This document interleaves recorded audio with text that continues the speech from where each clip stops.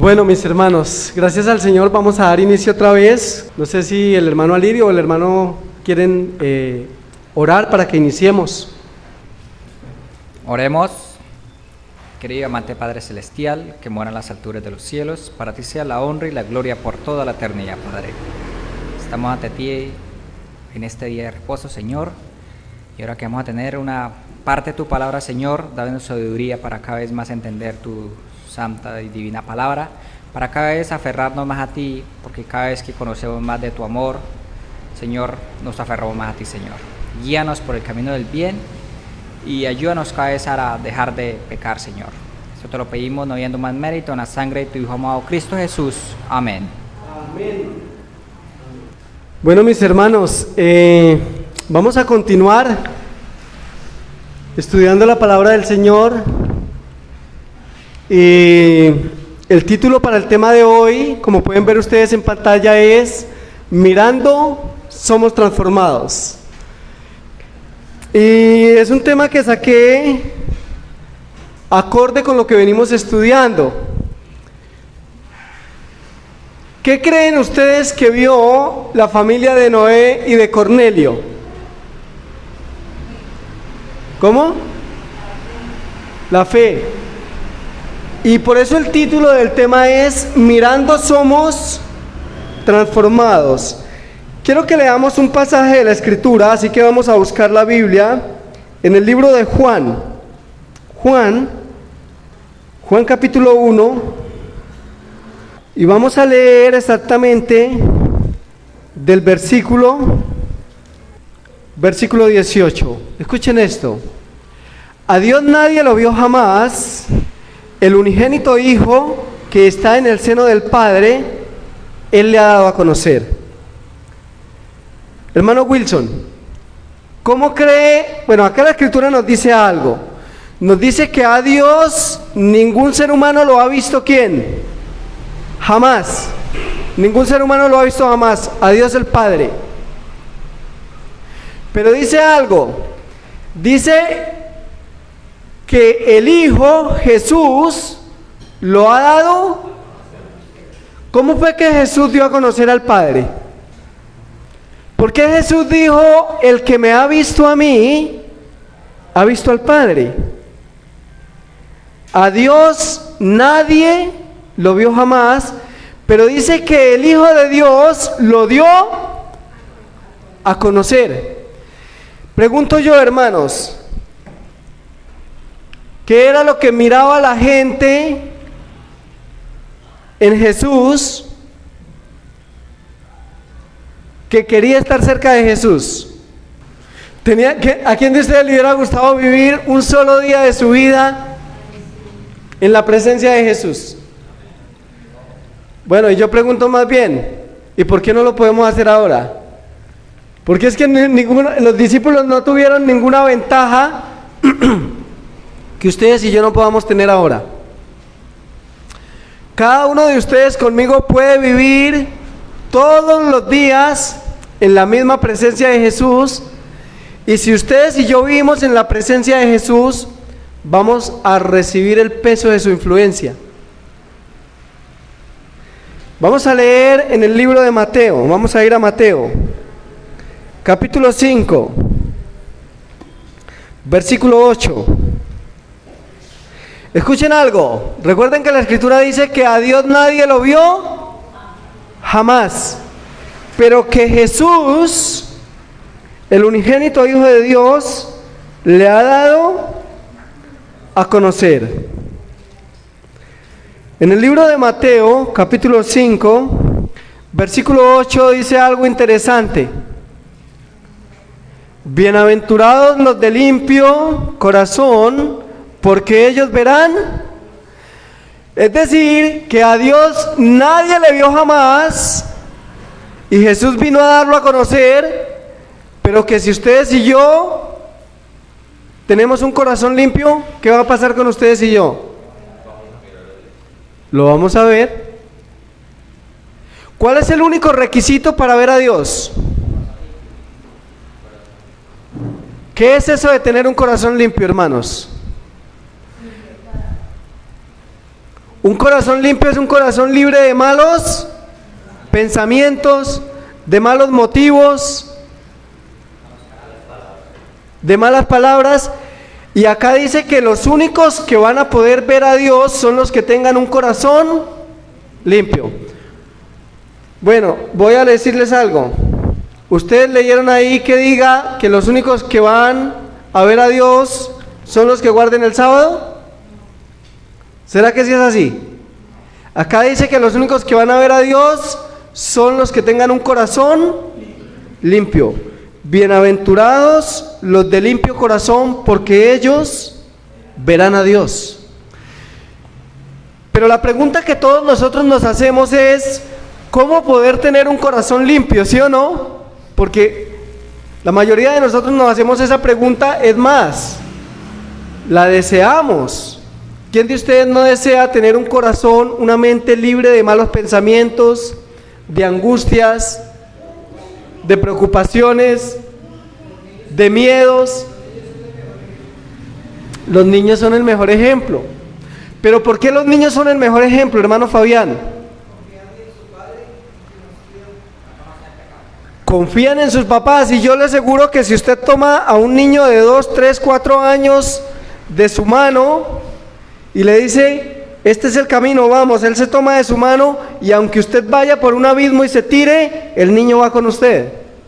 Y si usted se para al lado del abismo y le dice: agárrate fuerte de mí, porque nos vamos a tirar, el niño confía, porque él cree que el que lo está llevando, que es su padre, lo cuida, lo protege y que lo lleva por el buen camino. Usted mismo respondió, hermano Fabián. ¿Qué necesitamos nosotros entonces? Ser como niños, en la confianza, en la confianza. Ahora miren algo: bienaventurados los de limpio corazón. ¿Quién de nosotros no desea tener un corazón limpio? Todos deseamos eso, pero ¿cómo podemos hacerlo? ¿Cómo poder limpiar algo que está sucio? Vamos a ir al libro de Ezequiel, capítulo 36. Ezequiel, capítulo 36, y vamos a leer del versículo 25. Ezequiel 36, versículo 25. Dice algo muy hermoso. Ezequiel 36, 25 en adelante, hasta el 27. Esparciré sobre vosotros agua limpia, y seréis limpiados de todas vuestras inmundicias, y de vuestros ídolos os limpiaré. ¿Quién puede limpiar el corazón del ser humano? No hay otra manera. Él dice que Él va a esparcir agua limpia. ¿Qué simboliza esa agua limpia que Él va a esparcir aquí? Con la cual nos va a limpiar su Santo Espíritu. Por eso Jesús dijo: venid a mí todos los que estéis. Y Él dijo que de Él fluían ríos ¿de qué? Su Espíritu. Dice que solamente su Santo Espíritu es el que puede limpiar un corazón sucio. Esparciré sobre vosotros agua limpia, y seréis limpiados de todas vuestras inmundicias, y de todos vuestros ídolos os limpiaré. El problema es aceptar que tenemos ídolos. ¿Quién de ustedes acepta que tiene ídolos? Porque Jesús dijo que el que no acepta que tiene ídolos no puede ser limpiado, porque Jesús dijo en Mateo 12 que solamente los enfermos pueden recibir la medicina que le ofrece.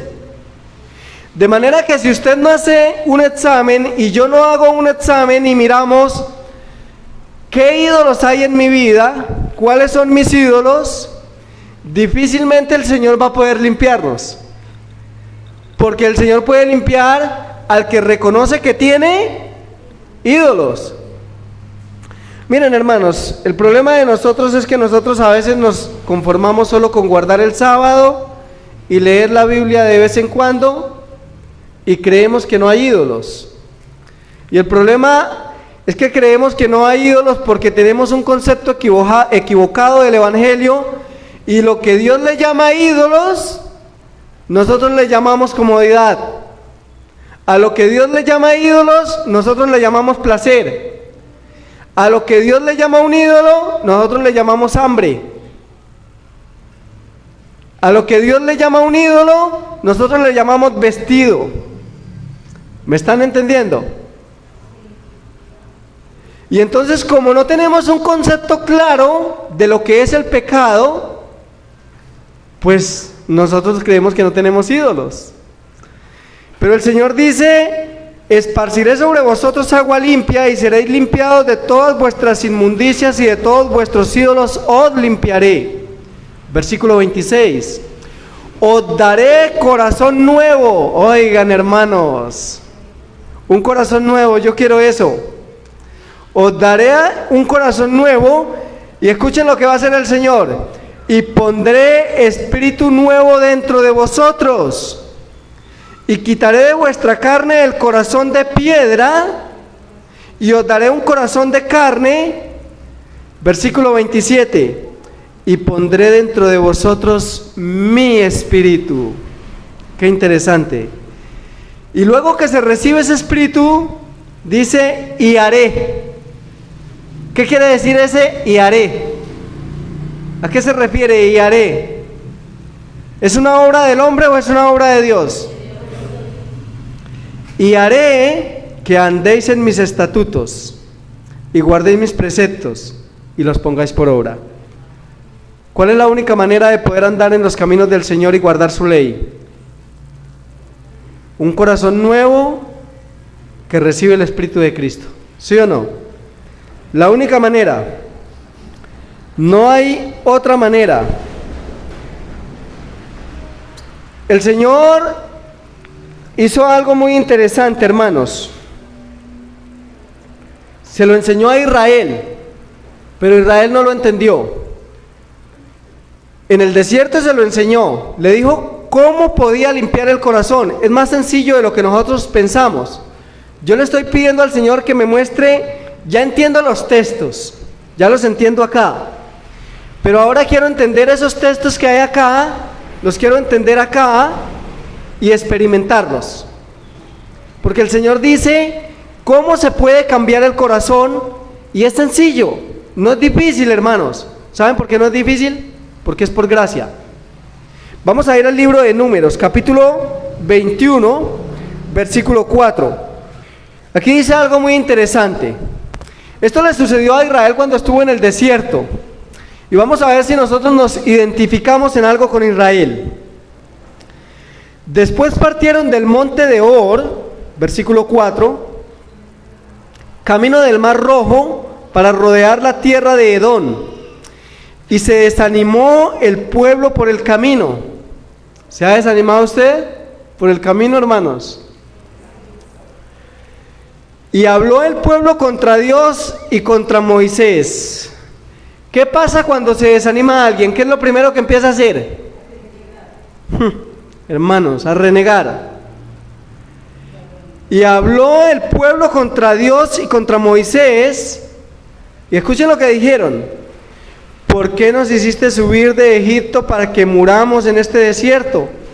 Pues no hay pan ni agua, y nuestra alma y nuestra alma tiene fastidio de este pan tan liviano. ¿Qué les había hecho descender el Señor del cielo? ¿Tenían comida o no tenían comida? ¿Renegaban? Y con comida. Versículo 6. Y Jehová envió entre el pueblo serpientes ardientes que mordían al pueblo, y murió mucho pueblo de Israel. Entonces el pueblo vino a Moisés y dijo: hemos pecado por haber hablado contra Jehová y contra ti. Ruega a Jehová que quite de nosotros estas serpientes. Y Moisés oró por el pueblo. Ahora, noten algo. El pueblo empieza a renegar. Y luego que empieza a renegar, vienen las serpientes, aparecen serpientes mortíferas por todo el campamento de Israel y empiezan a morder al pueblo de Israel. y lo empiezan a morder y empiezan a morir cientos y cientos de israelitas. Y cuando empiezan a morder, bueno, para que una persona se muera por la mordedura de una serpiente, ¿qué es lo que le inyecta la serpiente? Veneno. Y ese veneno neutraliza todo el cuerpo, ¿cierto? Los órganos, llega al corazón y finalmente viene la muerte. Bueno, eso sucedió en Israel. Pero cuando Israel vio que estaban muriendo mucha gente, reconocieron que habían pecado. Y se llegaron a Moisés y le dijeron: hemos pecado contra Jehová y contra ti. Ora a Jehová por nosotros, para que quite las serpientes. ¿Cuál era el pedido? ¿Cuál era el pedido del pueblo para que terminara la mortandad? Que quitara las serpientes. Pero vamos a ver cómo respondió el Señor. Versículo 8. Números 21:8. Y Jehová dijo a Moisés: hazte una serpiente ardiente y ponla sobre un asta. ¿Saben qué es un asta? Hazte una serpiente ardiente y ponla sobre un asta, y cualquiera que fuere mordido y mirare a ella, vivirá. Interesante. Y Moisés hizo una serpiente de bronce y la puso sobre un asta. Y cuando alguna serpiente mordía a alguno, miraba a la serpiente de bronce y vivía. Hermanos,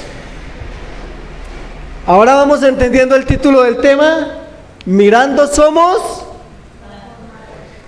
Ustedes saben que Apocalipsis 20 nos dice que el diablo es la serpiente antigua que se llama Satanás. ¿Sí o no? Dios no quitó la serpiente seguía ahí, pero Dios hizo algo muy interesante. Dios le dijo a Moisés: hágase una serpiente de bronce, colóquela en una estaca de madera y levántela en alto. Y cuando había una persona que había recibido el veneno de la serpiente y sentía que iba a morir por ese veneno, ¿saben cuál era la solución para el veneno y la muerte? Lo único que tenía que hacer era acercarse y mirar. Mirar. Sencillo. Salvarse de la muerte solo mirando. Lo único que tenía que hacer, ¿qué era? Mirar. Y cuando la persona que recibía el veneno de la serpiente y estaba condenado a la muerte, se acercaba y miraba a la serpiente, quedaba sano. Solo con mirar. Hermanos, ¿entienden lo fácil qué es la salvación? Mirar. ¿Ustedes saben a quién representaba esa serpiente? A Cristo. Por eso Pablo dice: el que no conoció pecado, por nosotros se hizo pecado, para que nosotros fuésemos hecho en él justicia de Dios. Así que esa serpiente representaba que Jesús iba a tomar nuestro pecado. Y para su pecado, hermano, y para mi pecado, la única solución es mirar. Nada más. Solo mirar. Y ustedes van a decir: ¿cómo así? ¿Saben que solamente mirando nosotros podemos encontrar sanidad de nuestro pecado? Vamos a leer cosas muy interesantes en esta mañana, bastante interesantes, y quisiera que fuéramos al libro de Génesis, capítulo 3. Escuchen lo siguiente, hermanos. Esto es algo milagroso. El Señor mostró el milagro, hermana Jenny, de la serpiente, lo que Él hacía con una persona que recibía inyectado el veneno de la serpiente. Esa persona ya sus órganos, su circulación empezaba a trancarse, había dolor, y esa persona sentía que su respiración ya como que no daba. Pero cuando se acordaba de que lo único que tenía que ir era ir y pararse al pie de la asta que tenía la serpiente y verla, empezaba a cobrar vida y empezaba a respirar bien y los dolores desaparecían y recobraba la salud solo con mirar. Un milagro, hermanos. El Señor quiso mostrar el plan de la salvación a Israel y le quiso mostrar cómo somos justificados y cómo podemos ser limpios de pecado, cómo nuestro corazón puede ser limpio. Y le mostró a Israel que lo único que necesitaba para ser limpio era mirar. Pero quiere que nosotros aprendamos esa lección, que lo único que necesitamos es ¿qué? Mirar, solo mirar. Y por eso el título del tema es Mirando somos transformados, porque la transformación del corazón solamente se va a llevar a cabo a través de la contemplación. Si usted se dedica, así como Israel, el veneno representa el pecado, es un símbolo del pecado que mora en nuestra carne. Y si usted como Israel siente que hay defectos en su carácter que por años y años y años usted ha tenido y yo he tenido, y hemos estado luchando contra ellos, y parece que no hay solución, parece que no tenemos solución. Y hay momentos en que nos desanimamos y decimos, pero es que esto es imposible, no se puede. Yo he sido esclavo de tal defecto de carácter o de tal tentación por tantos años. Y no he podido. Hermanos, porque usted no ha mirado a la asta que se levantó en el Calvario. No ha contemplado. Y Génesis capítulo 3, versículo 15, dice algo interesante acerca del conflicto de cada uno de ustedes y el mío, que hay en su genética, en su carne, en su mente, en su corazón, en su carácter. Y pondré enemistad entre ti y la mujer, entre tu simiente y la simiente suya. Esta te herirá en la cabeza y tú le herirás en el calcañal. ¿Hay un conflicto parecido al de Números 21 en la vida suya y en la vida mía? ¿Siente usted que la serpiente le ha inyectado veneno y que ese veneno usted a veces lo deja salir en la casa, o lo deja salir en el trabajo, o lo deja salir por la calle, en cualquier parte lo deja salir? Vamos a ir al libro de Gálatas. Porque aquí dice que iba a haber una eterna enemistad entre la simiente de la serpiente y la simiente de la mujer. ¿Quién es la simiente de la serpiente? Es el veneno. No, la serpiente es el diablo. ¿Quién es la simiente de la serpiente? El pecado, hermanos. Ese pecado, ese veneno que nos inyecta ¿quién? Y que usted y yo traemos desde el mismo nacimiento, por genética. Pero acá dice que iba a haber una enemistad entre la simiente de la serpiente, entre el pecado y la simiente de la mujer. ¿Quién es la simiente de la mujer? Jesús. La mujer es la iglesia. ¿Y quién es la simiente de esa mujer? Jesús. Y dice que va a haber una enemistad entre el pecado y Jesús. Vamos a ir al libro de Gálatas, capítulo 5. Versículo 10, porque aquí nos dice que ese conflicto de la simiente de la mujer y la simiente de la serpiente vive en usted y vive en mí, pero hay una solución para ese conflicto. Digo pues, andad en el espíritu y no satisfagáis los deseos de la carne, porque el deseo de la carne es contra el espíritu y el del espíritu es contra la carne, y estos se oponen entre sí para que no hagáis lo que quisierais. ¿Qué pasa con las dos simientes? Posiblemente usted y yo todavía tenemos ese conflicto. Queremos hacer lo bueno, pero terminamos haciendo lo malo. Dice que esas dos simientes se oponen entre ¿qué? Entre sí, para que no hagamos lo que nosotros queremos. Pero ¿cómo podemos hacer para que la simiente de la serpiente desaparezca? El Señor dio la solución en Números 21. Mirar. Pero no mirar al hermano, No mirar a la esposa, no mirar a los hijos, no mirar el pecado del vecino, no mirar el pecado de la esposa ni del esposo. Mirar a Jesús, la única solución para ser limpiados del veneno de la serpiente. Quiero leer un pasaje muy interesante del Espíritu de Profecía. Está en el libro Mente, Carácter y Personalidad, el tomo 1, la página 339. Hay una ley de la naturaleza intelectual y espiritual. ¿Una ley de la naturaleza qué? Intelectual y espiritual, según la cual modificamos nuestro ser mediante la... Hermanos, ¿están entendiendo eso que dice? Que el ser se modifica mediante la contemplación.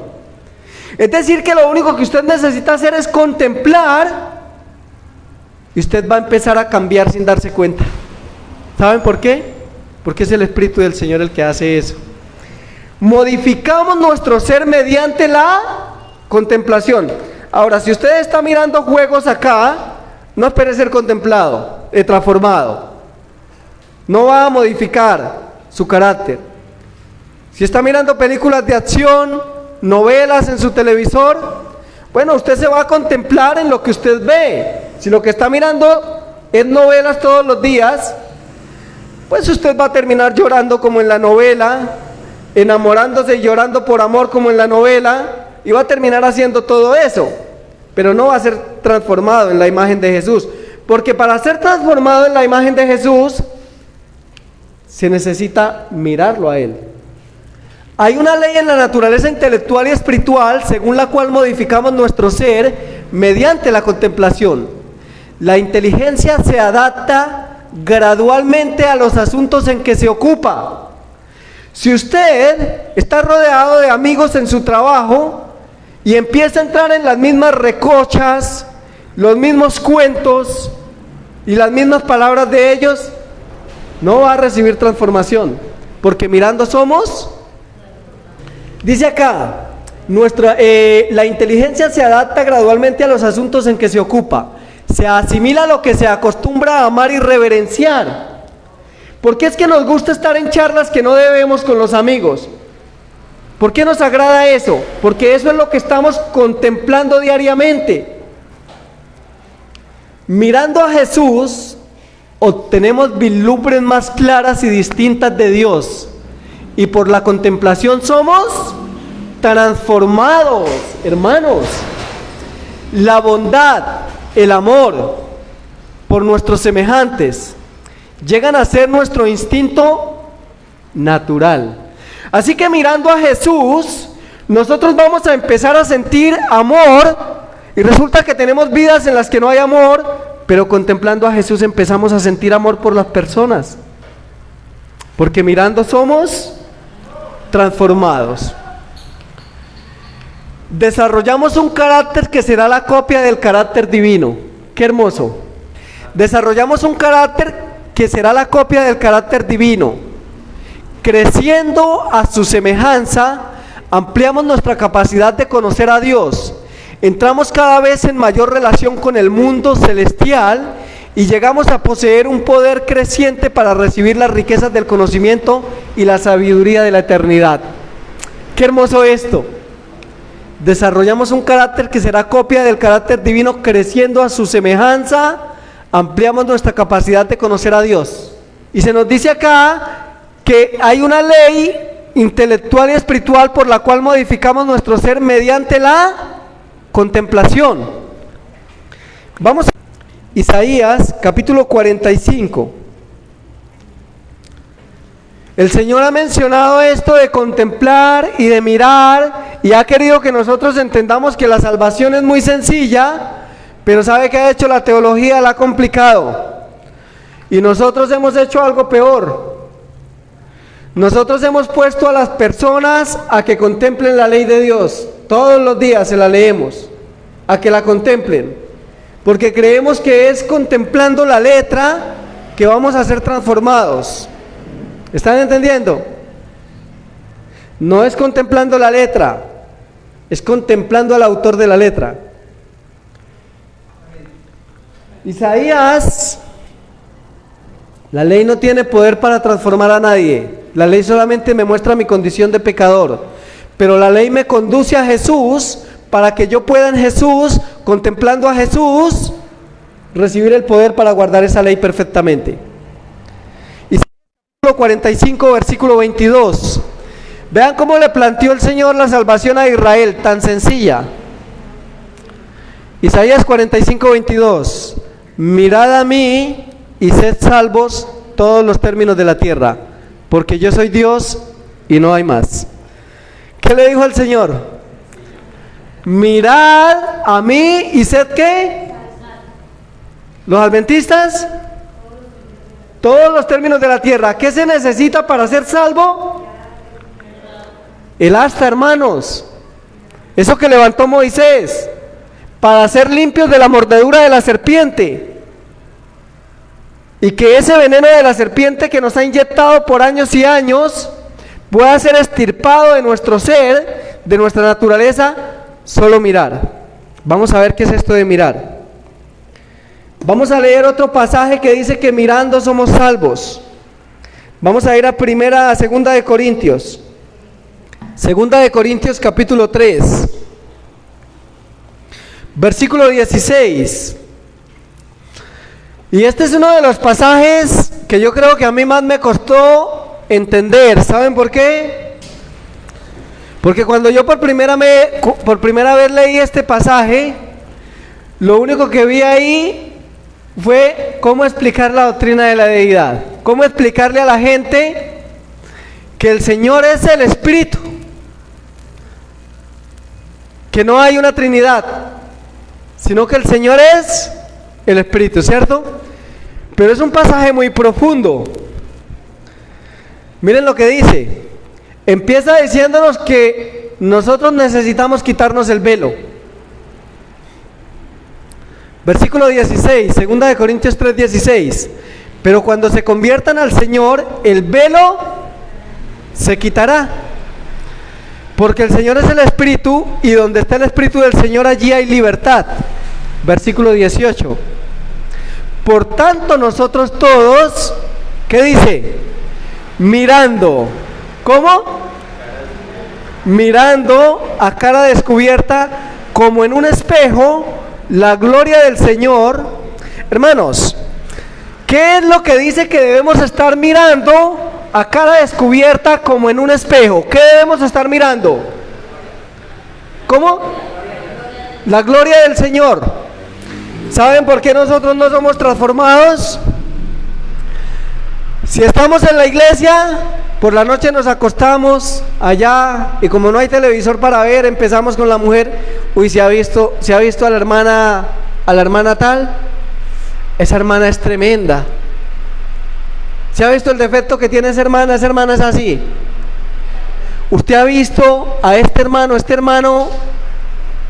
Sí, tiene cosas buenas, pero mire lo que hace este hermano. ¿Saben cuál es el gran problema de nosotros? Que Satanás sabe que mirando somos transformados. Y él sabe que mientras que usted y yo nos estemos mirando entre nosotros mismos, lo único que vamos a ver es pecado. No vamos a ver gloria. No vamos a ver gloria que transforme. Lo único que vamos a ver es ¿qué? Pecado. Cuando yo entendí esto, yo entendí que tenía que dejar de mirar a mi mujer. Y espero que ella entienda también eso, que tiene que dejar de mirarme a mí. Porque cuando dejamos de mirarnos como esposos, si usted mira a su mujer, a su esposa, y si la esposa lo único que mira es al esposo y mira lo malo, hermanos, nunca va a ser transformado. Porque usted lo que está contemplando es el pecado. Y nadie es transformado mirando el pecado. Somos transformados viendo la gloria de Jesús. O el diablo nos pone a mirarnos a todos.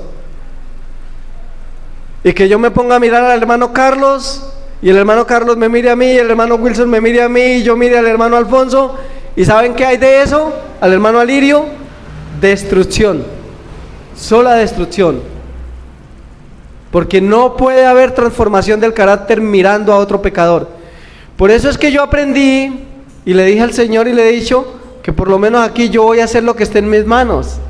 Yo no voy a mirar si otros hacen o no hacen, yo voy a avanzar, porque yo tengo una responsabilidad delante de Dios. No se puede hacer más, mirar a Jesús y avanzar. Y el diablo quiere que nos quedemos mirándonos y transformándonos. Hermanos, ¿ustedes se imaginan si dos personas en un hogar, papá y mamá, ambos mirando lo que deben mirar, qué pasaría en esas dos personas? Vamos a leerlo en 1 de Corintios, en 2 de Corintios, aquí, vamos a seguir, versículo 18. Por tanto nosotros todos, mirando a cara descubierta, como en un espejo, la gloria del Señor.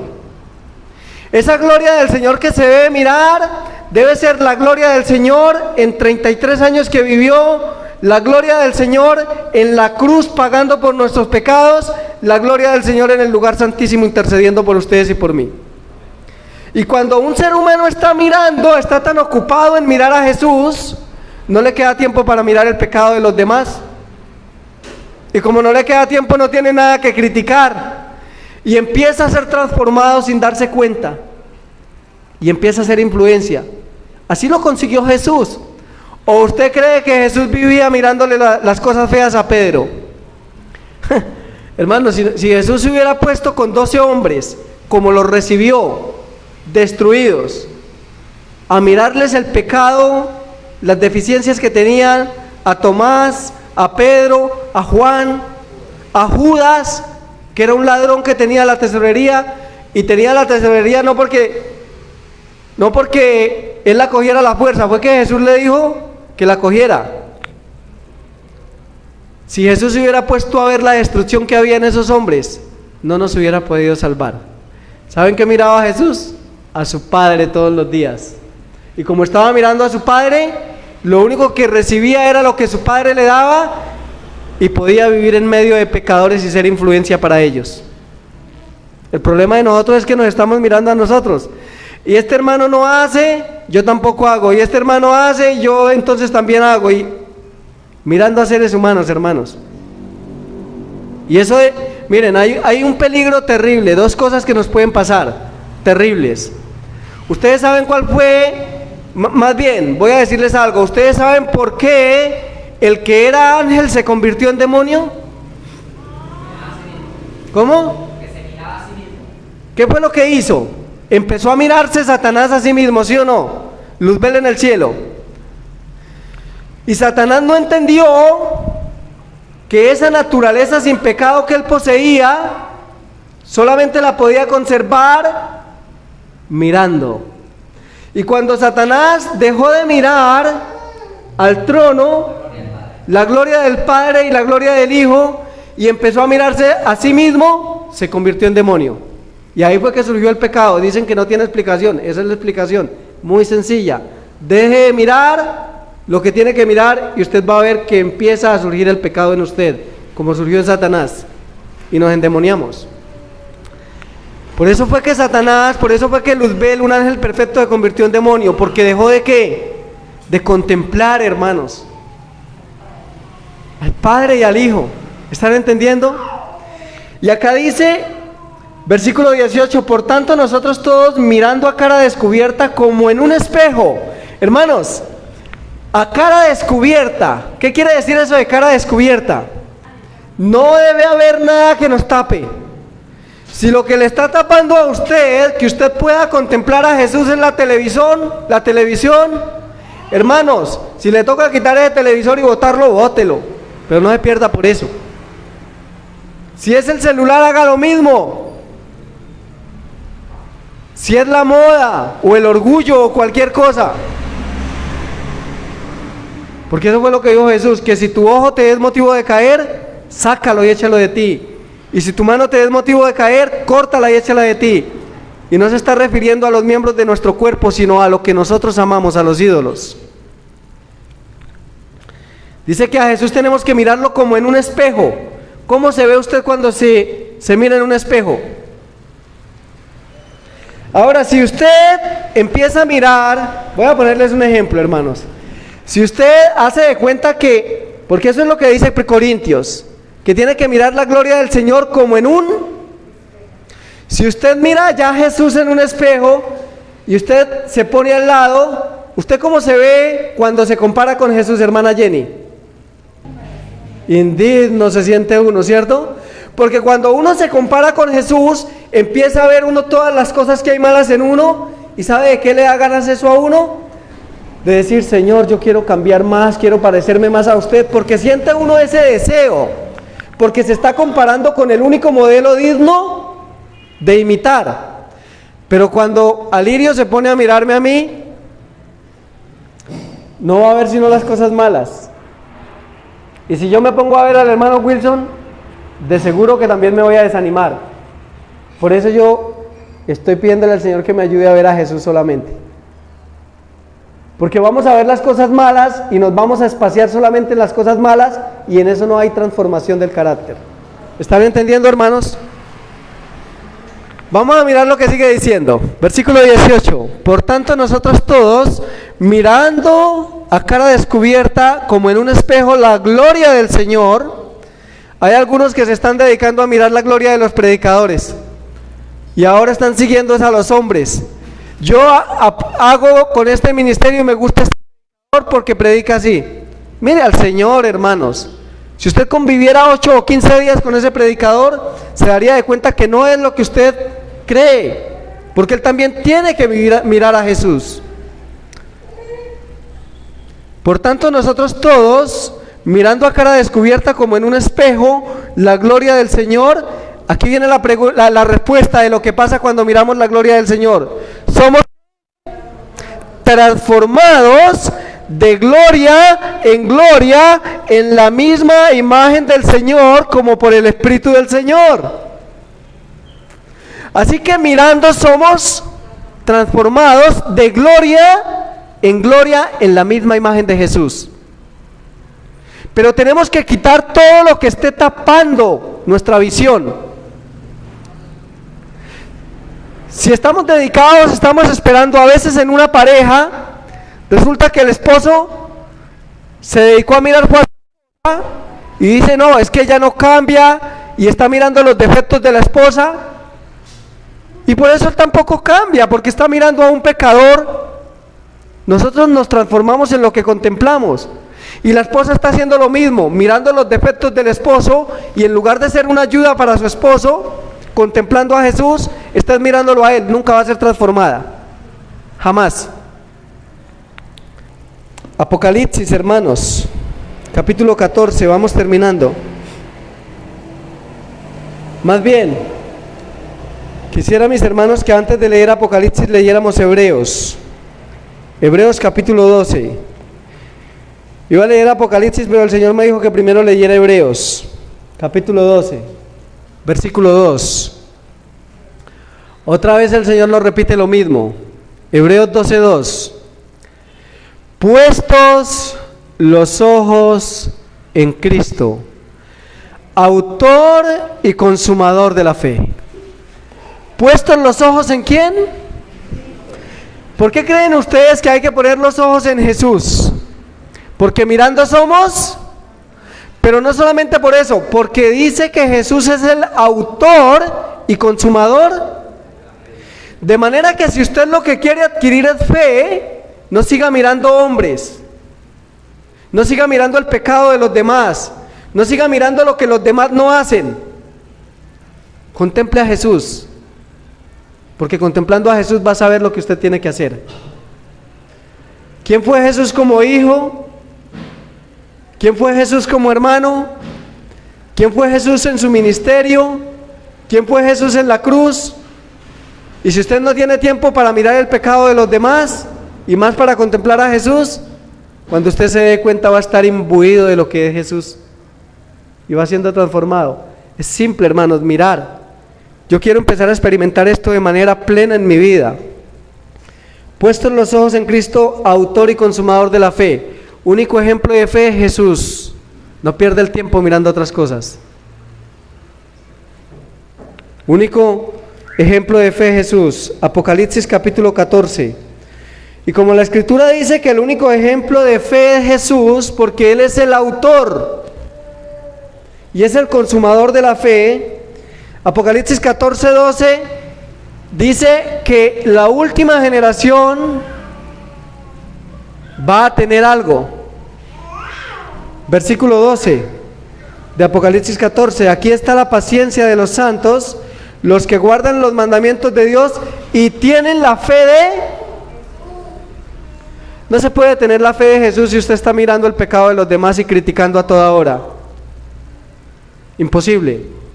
No se puede mirar no se puede tener la fe de Jesús si usted lo que está contemplando los defectos de su pareja y no las cosas buenas.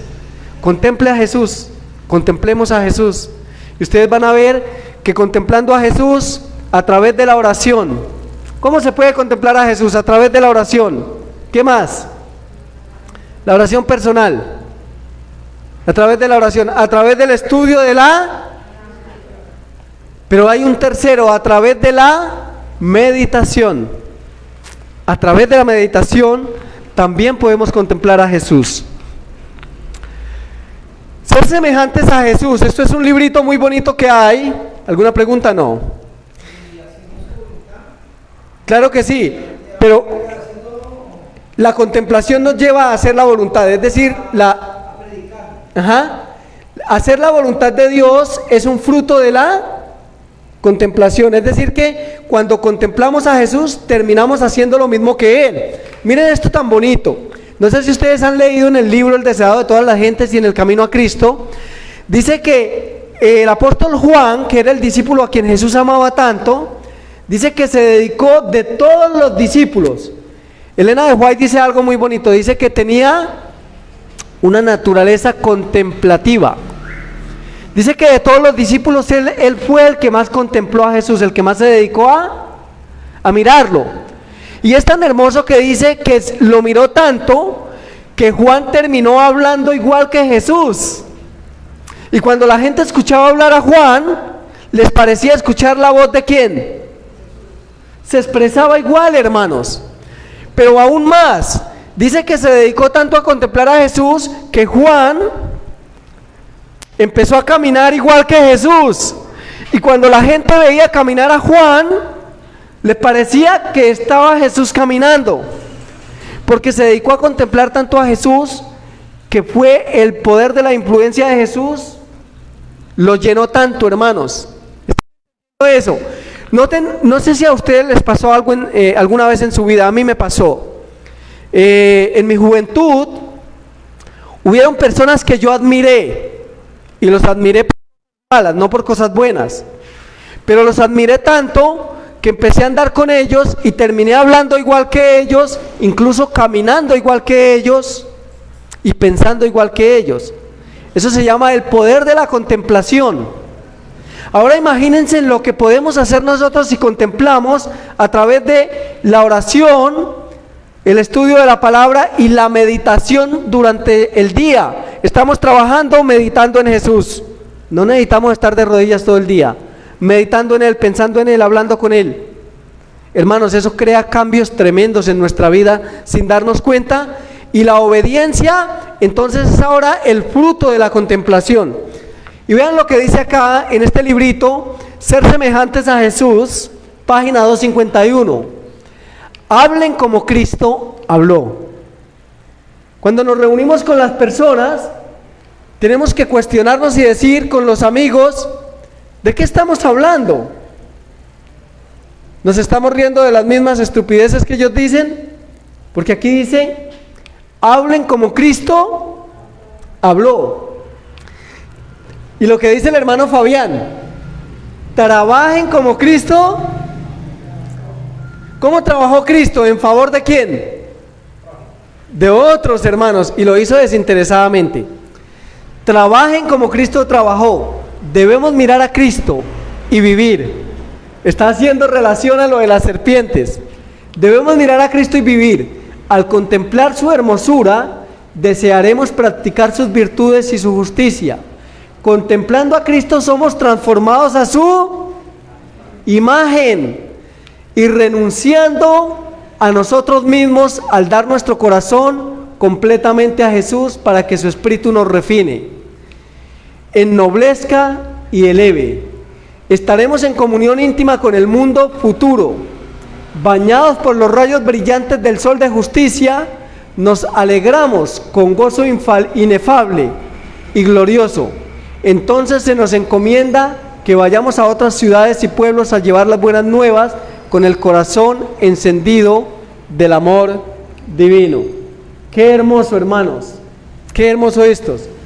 Libro de la Educación Cristiana, página 129. Como gobernantes unidos del reino del hogar, sientan el padre y la madre bondad y cortesía el uno hacia el otro.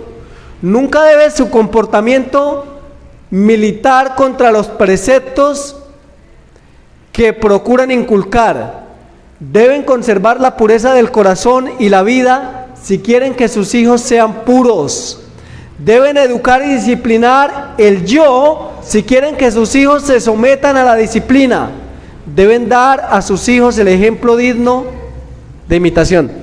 Nosotros no entendemos eso, hermanos, porque nosotros fuimos educados, y cuando entramos al adventismo nos educaron enseñándonos que nosotros a los hijos les enseñábamos el evangelio a través de lo que les leíamos. Pero acá nos dice que ellos solamente van a aprender a través de lo que contemplan. Termino con lo que dice Apocalipsis 14, versículo 4, hablando de los 144,000. Estos son los que siguen al Cordero por donde quiera que va. La generación final, ¿a quién está contemplando? ¿A quiénes están contemplando los 144,000? Hermanos, no tienen tiempo para más, y por eso fue que sus caracteres fueron transformados. Yo creo que si nosotros nos dedicamos a mirarnos menos entre nosotros, a hablar menos de los demás y a contemplar más a Jesús, tal vez podamos, por la gracia del Señor, participar de la transformación que Él nos ofrece y poder llevar a cabo adelante la obra que el Señor nos encomienda. Que el Señor nos bendiga. Vamos a colocarnos de rodillas y oramos. Oremos. Bondadoso Padre Celestial, suplicamos tu perdón, Señor, y tu misericordia, porque, Señor, nos hemos equivocado mucho, nos hemos equivocado con nuestros hijos. Tal vez, Señor, por años ellos lo único que han visto en nosotros son textos bíblicos, son largos discursos, requerimientos, pero no han podido contemplar al Cordero de Dios que quita el pecado del mundo. Perdónanos, Padre, porque como padres hemos fallado, Señor, te hemos deshonrado. Perdónanos, Padre, porque como esposos tal vez no hemos sido una influencia poderosa, Señor. Tal vez no hemos tenido, Señor, en nuestra vida el poder del Evangelio que da el Espíritu de Cristo, para que nuestras esposas, esposos, puedan ver a Jesús en nuestra vida, y que esa influencia sea como la radiación. Padre, perdónanos, pero, Padre, venimos a tus pies suplicándote que ahora nos ayudes, que nos permitas, Señor, salir hoy de acá con la firme convicción y decisión de vivir para ti, de contemplarte en la hermosura de tu santidad. Bendice a cada uno de mis hermanos aquí presentes, a todos los hermanos que nos acompañaron a través de Facebook, y bendice, Padre, a los hermanos que no pudieron venir hoy. Bendice sus hogares, bendice sus vidas y llénanos de tu santidad.